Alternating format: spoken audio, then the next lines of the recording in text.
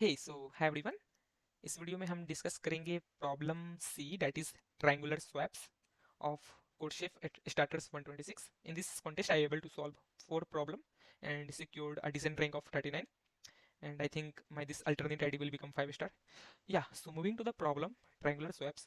तो इस प्रॉब्लम में ये बोल रखा था कि आपको मैं एक स्ट्रिंग दूंगा s और आप एक ऑपरेशन कर सकते हैं, दैट इज नथिंग बट आप सिंपली रोटेट कर सकते हैं सर्कुलर लेफ्ट शिफ्ट, और आपको बताना है कि कितना डिस्टिंक्ट स्ट्रिंग बन पाएगा after the rotation of this. Means हर बार आप मैक्सिमम वन रोटेशन कर सकते हैं हर सब स्ट्रिंग के लिए ऑफ लेंथ 3।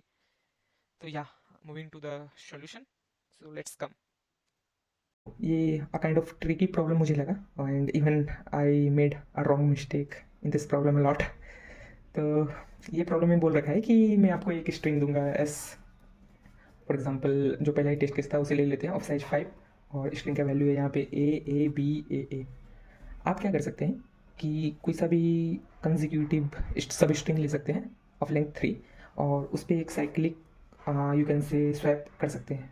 कंजिक्यूटिव करेक्टर होना चाहिए और हम सर्कुलर लेफ्ट शिफ्ट में हम स्वैपिंग कर सकते हैं। फॉर एग्जांपल अगर हम ये सब स्ट्रिंग लेते हैं of starting substring A B और इसे एक हम स्वैप मारते हैं तो ये कुछ इस प्रकार बन जाएगा ए बी ए। सिमिलरली अगर हम ए बी ए को लेते हैं तो ये कुछ इस प्रकार बन जाएगा ए बी ए। और सिमिलरली हम ए बी या ए बी ए और फिर लास्ट में ए। और सिमिलरली हम ये लास्ट सब स्ट्रिंग लेते हैं तो ये कुछ इस प्रकार बन जाएगा ए बी। तो आपको फाइनली आंसर में बताना है कि मेरा you can say uniquely string कितना बनेगा, आपको उसका काउंट बताना है। तो यूनिकली स्ट्रिंग अगर देखा जाए तो ये एक यूनिक है और ये दोनों तो बराबर है, तो इसको तो मैं एक ही गिनूंगा, तब जाके मेरा आंसर हो जाएगा 2 और मुझे 2 आउटपुट करना है। नाउ द क्वेश्चन अराइजेस कि अगर मैं ब्रूट फोर्स करने की या कि मैं हर बार 3 मीन्स रोटेट कर दूं और उसे एक मल्टी सेट में मीन्स सेट में रख लूं और उसका साइज रिटर्न कर दूं तो it will give us T L E. So how to overcome T L E and how to find its solution. तो जैसा कि बोला मैंने, ये एक ट्रिकी प्रॉब्लम मुझे लगा।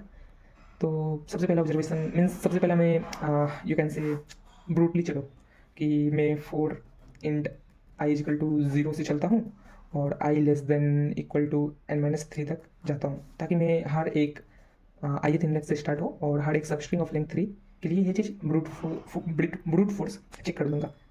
तो फॉर एग्जांपल मेरा S1 में आ जाएगा आपका value means S of zero S of i plus s of i plus 1 plus s of i plus 2। For example ये मान लो S1 में आया। सिमिलरली S2 में आ जाएगा तुम्हारा, जो कि तुम्हारा रोटेट होने के बाद आता है, वो क्या आएगा वैल्यू, तो s of i plus 1 plus s of i plus 2 plus s of i. तो ये मान लो तुम्हारा S1 में आया और ये S2 में आया। तो हम सिंपली चेक करते हैं कि क्या तुम दोनों बराबर तो नहीं हो। If S1 is not equal to S2 तो आंसर में इंक्रीमेंट कर देंगे, ठीक है। What if they are equal, तो else if they are equal तो मेरा जो ओरिजिनल स्ट्रिंग था S वो आंसर में बटेगा। तो उससे क्या मतलब, वो आंसर में मतलब बटेगा इन द सेंस वो आंसर में तुम्हारा भुगतान निभाएगा। तो एल्स हम कोई मतलब फ्लैग ले लेते हैं, flag is equal to 1। Initially हम फ्लैग को 0 रखें कि मेरा इनिशियल स्ट्रिंग आंसर में नहीं आ रहा है, और क्योंकि S1 S2 बराबर हो गया तो इनिशियल स्ट्रिंग जो था वो वापस बन गया रोटेट करने के बाद, तो हम फ्लैग को 1 दिए। ऐसा क्यों, मतलब फ्लैग को 1 क्यों दिए, कोई दूसरा काउंटर लेके प्लस प्लस क्यों नहीं किए। तो इसका रीज़न बस ये है कि फॉर एग्जाम्पल मान लो तुम ए स्ट्रिंग है, ठीक है। तुम शुरू का 3 कैरेक्टर को जब तुम रोटेट करते हो यहाँ पे शुरू का 3 कैरेक्टर, तो ये फाइनली ए बनेगा, ठीक है। फिर ये सब स्ट्रिंग लेते हो फिर रोटेट करते हो ए ही बनेगा। तो क्योंकि ये दोनों बराबर हैं तो हम यहाँ पे काउंटर क्यों लगाएं, काउंटर मीन्स अनदर काउंटर क्यों लगाएं। हम फ्लैग बना लिए कि हाँ भाई अगर तुम बराबर रहे हो, जो ओरिजिनल मेरा स्ट्रिंग था तुमको 1 मानते हैं क्योंकि मेरा फाइनल जो आंसर होगा तो हम आउटपुट करा देंगे आंसर प्लस फ्लैग, ठीक है। ये फ्लैग ये बताएगा कि मेरा ओरिजिनल स्ट्रिंग एक ना एक बार कहीं ना कहीं रोटेट होकर बना है, ठीक है। अब बात आती है कि ये आंसर तुम्हारा गलत है।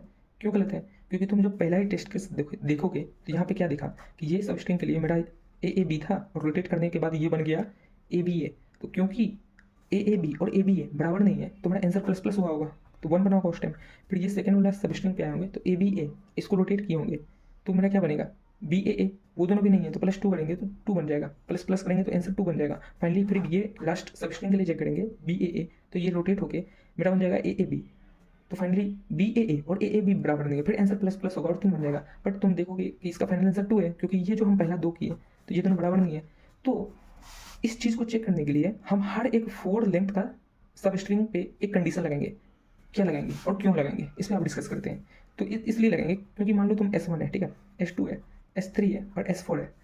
इसको मान लो तुम रोटेट किए, ठीक है, तो क्या बनेगा तुम्हारा, रोटेट हो गया S2, S3, S1, फिर S4।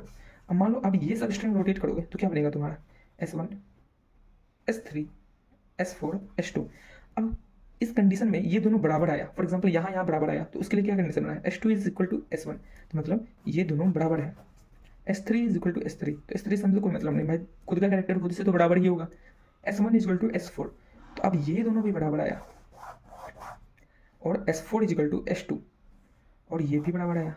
तो क्या देखा कि S1 अगर S2 के बराबर है और S2 अगर S4 के बराबर है एंड S1 S3 के बराबर ना हो, तो मेरा आंसर डिक्रीमेंट भी करो।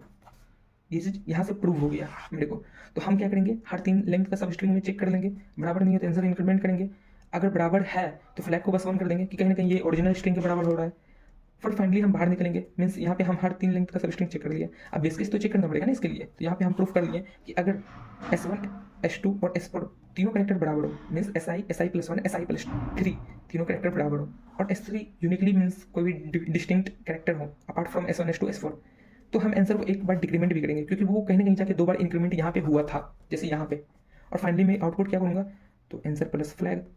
ये फ्लैग क्यों, क्योंकि बता दिए कि ए था तो सेम सब स्ट्रिंग बना होगा कहीं ना कहीं जाके, तो वो फ्लैग हम 1 कर दिए। और यहाँ पे काउंटर फ्लैग में क्यों नहीं किया, क्योंकि भाई रिपीटेड सेम चीज़ बन रहा है तो उसको काउंटर क्यों करना। तो finally c out ans plus flag, that is our answer. तो कोड की तरफ बढ़ते हैं, कोड में या so the coding part of problem c, तो उसमें मैं साइज लिया हूँ n और स्ट्रिंग s लिया हूँ और सिंपली सीन s कर दिया हूँ, मीन्स इनपुट ले लिया हूँ स्ट्रिंग s का, और एक फ्लैग वो रखा था क्योंकि तुम अगर बराबर हो तो फ्लैग को 1 कर दो, और अगर बराबर नहीं हो, दैट इज S1 और S2 बराबर नहीं है, और S1 S2 क्या है, वही सब स्ट्रिंग बिना रोटेट करने के बाद, और रोटेट करने के बाद तो अगर दोनों बराबर नहीं है तो प्लस प्लस करो, और वो बेस केस के लिए माइनस माइनस फिर कर दो। वो बेस केस क्या था कि SFI equal to SFI+1, SFI equal to SFI+3 और SFI not equal to SFI+2, तो आंसर माइनस माइनस कर दो और फाइनली प्रिंट कर दो flag plus answer. So this was a little short code, और I think you got the logic. Thanks.